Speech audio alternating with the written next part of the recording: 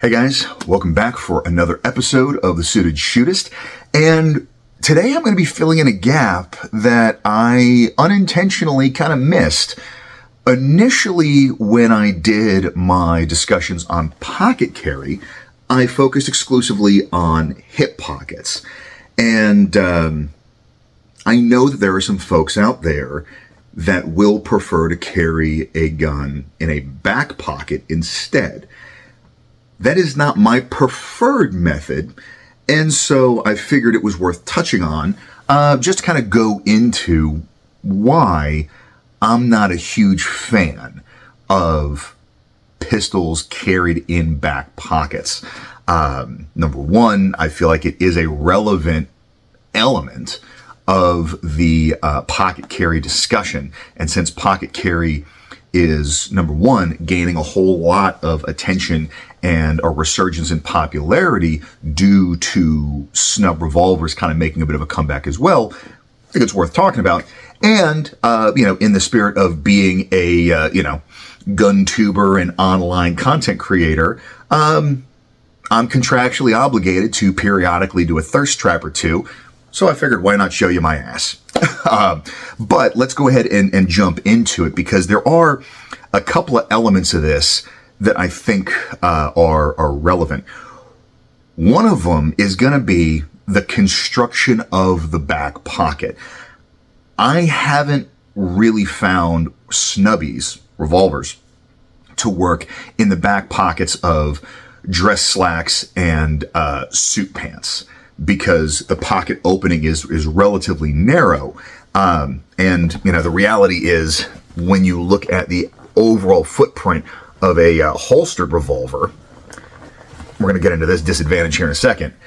This dimension here, from the actual heel of the grip to sort of the frontmost point at the nose, can be wider than the pocket opening of most dress pants. So these are kind of right out of the running. That really leaves you only with small semi-autos like the Kel-Tec P32 or the Ruger LCP sized guns.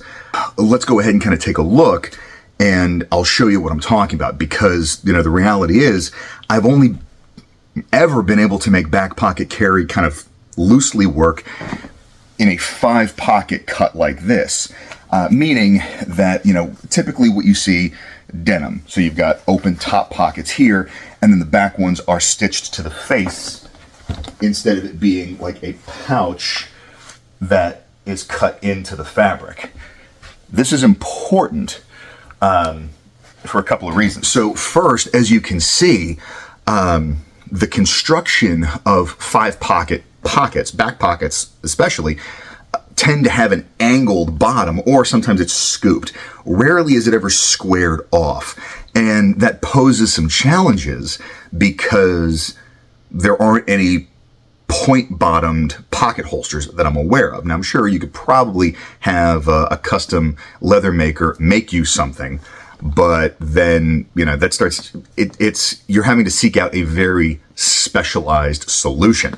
And then, again, as you can see, the pocket depth is another factor. So I've only got one pair of pants that I can really carry a J-frame in a back pocket. Now, that's one pair of jeans that I've got. I'm not wearing them because it's just so dark that there wasn't enough contrast. You couldn't see anything. But even still, if you are close enough to me, the grip is pretty visible. So, if you're a couple of steps behind me, you can look down and see that I've got a gun in my back pocket, which, again, I'm not a fan of. This is another factor that we need to take into account because, realistically, the 5-pocket denim style cut is, again, the only really feasible way to do this, because you need arguably something over top of it as a loose concealment garment still. And, generally that would be an untucked shirt. Now, again, yes, if you are wearing dress pants, then at that point you could argue that if you're wearing a sports coat, or if you're, in a suit, the jacket is then serving as the cover garment. However, again, as we established, the narrow opening of the pocket, I mean, typically a back pants pocket is maybe for possibly, just a full hand's width. So trying to actually fish in and get a hold of a gun to come out, that dimension now widens to the point that it's kind of that monkey trap. So it's only really super feasible in jeans or, chinos cut like this. And even still, the pocket depth is such that J-frames aren't super tenable. So that means that you've pretty much relegated yourself just to small semi-autos. And while they fit better in that space, because you can see I've got one in my right back pocket, there's an issue with those that I ran into back when I was working at the gun shop, and I would typically carry an LCP as a backup gun in my back right pocket, and that's this. Full disclosure, I set this up artificially because it doesn't tend to happen with an empty gun. The weight of the magazine is one of the things that plays into this, but I'm not about to do this as a demonstration with a live gun, and I don't have weighted 32 snap caps for this to, for this to work. I've on more than one occasion, back when I did this, pulled my LCP out of my back pocket and found that I had sat on the magazine release. Now, thankfully, this was all when I was handling the gun administratively. So it was never an instance of actually having to come out with it. But, for demonstration purposes, it would, if I was coming out of a back pocket with this, it would have looked, something like that, which becomes a pretty serious problem. Now, it hasn't happened on this gun because, number one, I don't carry it in a back pocket, and the Hogue sleeve creates enough of a barrier to kind of protect the magazine release a little bit better. So, again, is it something that can be mitigated? Yes. However, it requires very special consideration in order for that to actually work.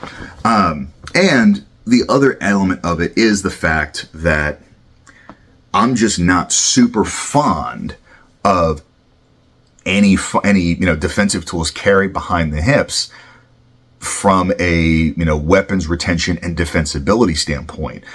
With an inside the waistband holster and a concealed cover garment, it's less of an issue because there's multiple steps for somebody to try and get hands on that gun. Whereas in a back pocket, it's sort of somewhere closer to open carry where, it could be pickpocketed. It's more accessible than something that's carried inside the waistband. So those are the main reasons why I'm not the biggest fan of it. And, if I was pressed into a condition, yes, could I make it work? 100%. If that is the only available pocket space you have, honestly, I would recommend shuffling things around to free up a hip pocket.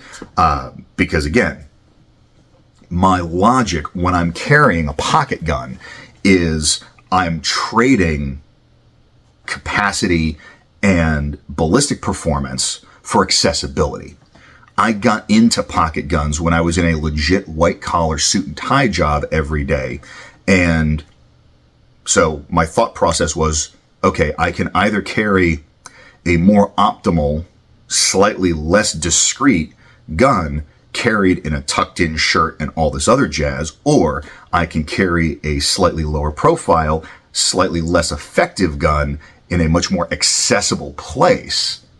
And my logic was, well, given that from all accounts, first effective hits seem to be what win defensive encounters that involve shots fired, I opted for the slightly less effective, easily accessible option. And so back pocket carry isn't that accessible. It limits my options even further, and there are the unique little considerations that I have to factor in. So for me, back pocket carry is just kind of a non-starter. I'm not saying that it's wrong, but it's definitely fairly low on my list of options. It would be a lot of compromises for me to do that. And especially given that, these days with the Enigma, I don't really pocket carry all that much anymore. But if you're going to pocket carry, I definitely recommend keeping it up front in a hip pocket for those reasons. So let me know what your thoughts are. I want to hear this. And if you have some experience either with back pocket carry or if you have reasons why you opted not to, I want to hear those in the comments as well. So other than that, I hope everybody has a fantastic week. Stay dangerous and stay sharp.